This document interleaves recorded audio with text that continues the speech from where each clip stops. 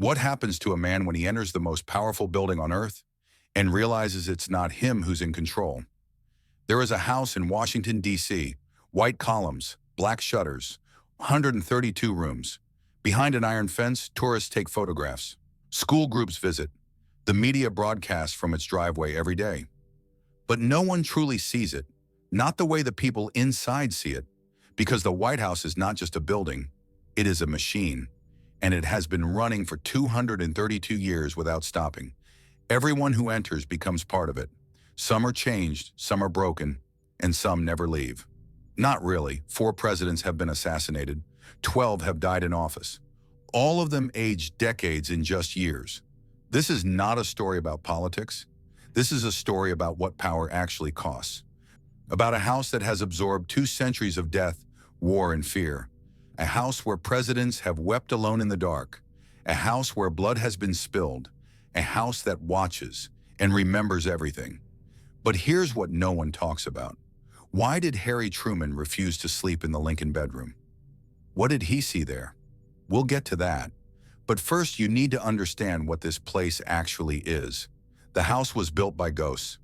When construction began in 1792, it was just called the President's House.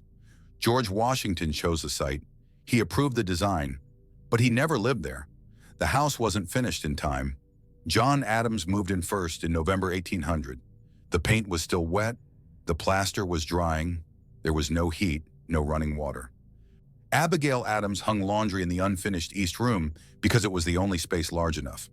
This was the center of American power. Cold, incomplete, isolated. The house was built by enslaved people. Quarrymen, stonecutters, bricklayers, carpenters, men whose names were never recorded. They cut the sandstone. They mixed the mortar. They laid the foundation. Their labor is in every wall, every column, every room. The original stone was gray and porous. It absorbed water. It stained. After the British burned the house in 1814, workers painted the exterior white to cover the scorch marks. That's when it became the White House. A coat of paint over fire damage. A new name over violence. From the beginning, this was never just a home. It was a stage, a fortress, a symbol, and the people who lived here understood they were not living. They were performing. Abraham Lincoln barely slept. He would walk the halls at night alone, in his nightshirt, staring at nothing. The Civil War was killing thousands of Americans every week. Lincoln read every casualty report personally. He signed condolence letters himself. He aged 20 years and 4. Look at the photographs. 1861, dark hair, clear eyes, hope. 1865, gray skin, sunken eyes, a face carved with pain, a man hollowed out. His wife, Mary Todd Lincoln, held seances in the Red Room. She believed she could contact their dead son, Willie, who died in the White House in 1862. He was 11 years old. Typhoid fever, probably from contaminated water in the Potomac. Willie died in a second-floor bedroom while his father ran a war. Mary never recovered. She would lock herself in rooms. She would scream at servants. She spent money recklessly, buying things she didn't need to fill the emptiness. Lincoln didn't stop her. He had 600,000 other deaths to carry. On April 14, 1865, Lincoln left the White House to see a play. He never came back, shot in the back of the head at Ford's Theater. He died the next morning in a boarding house across the street. His body was brought back and laid in the East Room, the same room where Abigail Adams had hung laundry 65 years earlier. Lincoln's death wasn't the first time blood touched that house, and it wouldn't be the last. Franklin Delano Roosevelt lived in the White House longer than any president, 12 years. He arrived in 1933 during the Great Depression. He left in 1945, dead from a cerebral hemorrhage, 4 months into his 4th term. Roosevelt could not walk. Polio had paralyzed him from the waist down in 1921. He hid this from the American public. He wore leg braces. He gripped podiums to stand. He was carried upstairs when no cameras were watching. The White House was not designed for someone in a wheelchair. Ramps were built in secret. Elevators installed. His entire daily routine was choreographed to avoid being photographed sitting down. He managed a depression. He managed a world war. He made decisions that killed millions of people and saved millions more. And he did it from a wheelchair, in a house never built for him. By 1945, his body was failing. His hands shook. His blood pressure was lethal. His face was gray. Doctors begged him to rest. He refused. On April 12, 1945, sitting for a portrait in Georgia, he said, "I have a terrific headache."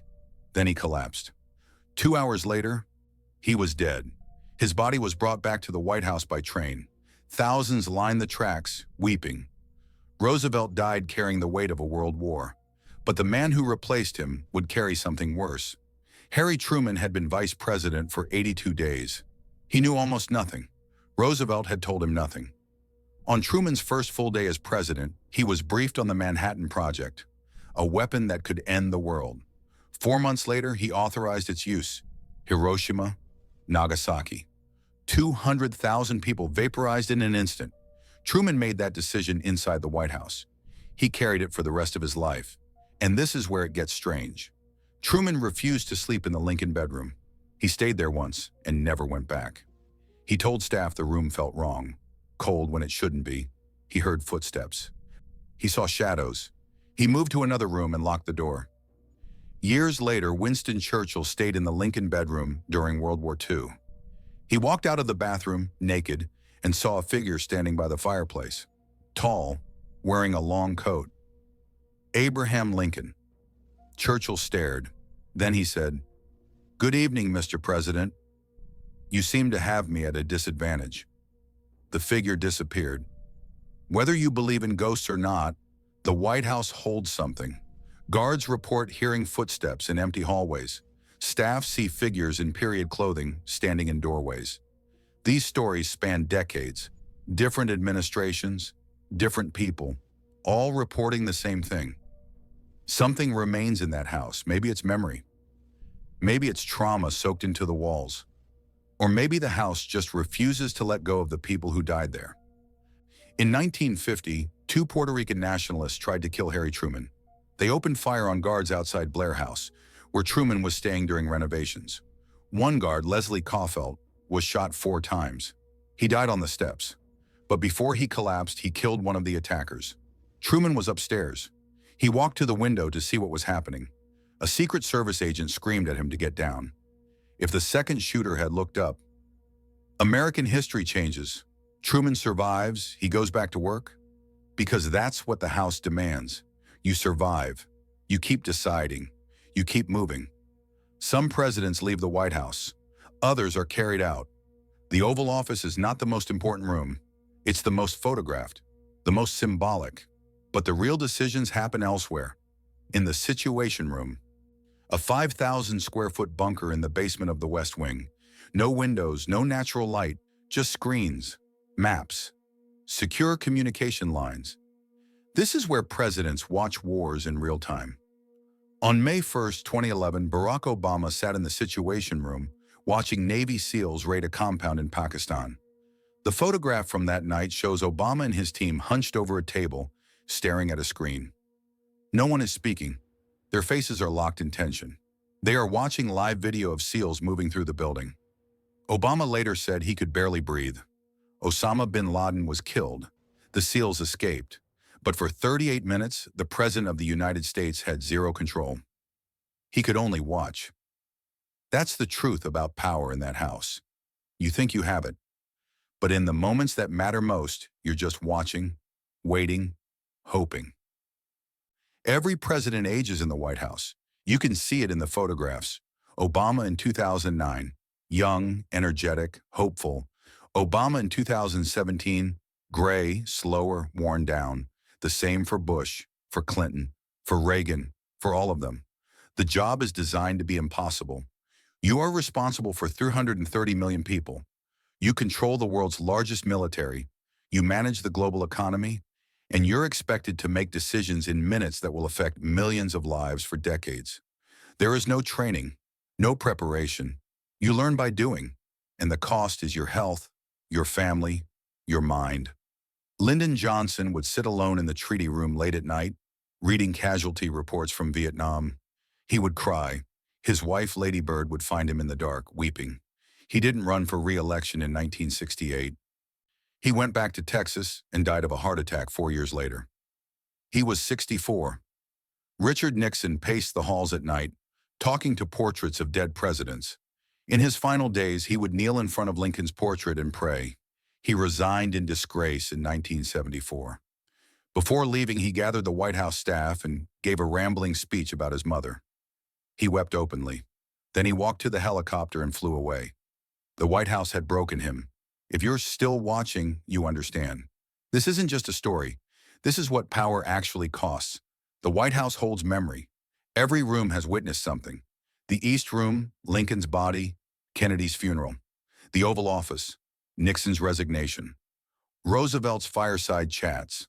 The Situation Room, the Cuban Missile Crisis, the Bin Laden raid. These events don't fade. They saturate the stone. They live in the walls. The house absorbs everything, and it never forgets. The White House is 232 years old. 46 presidents have lived there. Some for 4 years, some for 8. Roosevelt for 12. All of them left change. The house does not care who you are. It does not care what you believed when you arrived. It has one function: power. Not the kind you hold, the kind that holds you. Every decision made in that house has consequences. Every order sends people to live or die. Every signature changes the world in ways you will never fully understand. The House watches. It has seen presidents collapse. It has seen families destroyed. It has seen men break. But the House does not break. It endures. When one president leaves, another arrives. The machine keeps running. The portraits stare down from the walls. The ghosts, real or imagined, walk the halls. The weight of history presses on whoever sits in the Oval Office. Because the White House is not just a building, it is a monument. To power, to sacrifice, to consequence. To the men and women who entered thinking they could control it, only to realize too late that it was controlling them. Right now, someone is sitting in that house. The lights are off, the cameras are gone, the staff has left, and they are alone staring at the walls, carrying the weight of decisions no human should have to make, wondering if the ghost can see them too. The White House will stand long after we are gone. It will witness more wars, more deaths, more presidents who age and break and leave, because that is what it does. That is what it has always done. But here's the thing no one talks about. The White House was never meant to last forever. The stone is crumbling. The foundation is sinking. One day it will fall. And when it does, what will remain? Not the building, not the power, just the memory of what happened inside. The decisions, the deaths, the weight, the cost. This is the White House, the most powerful house on earth. And the secrets it hides are not in locked rooms or classified files. They are in the faces of the people who live there, in the silence of the halls at 3 a.m., when the cameras stop, when the crowds disappear, when it's just you alone in a house that has seen everything and will never let you forget it.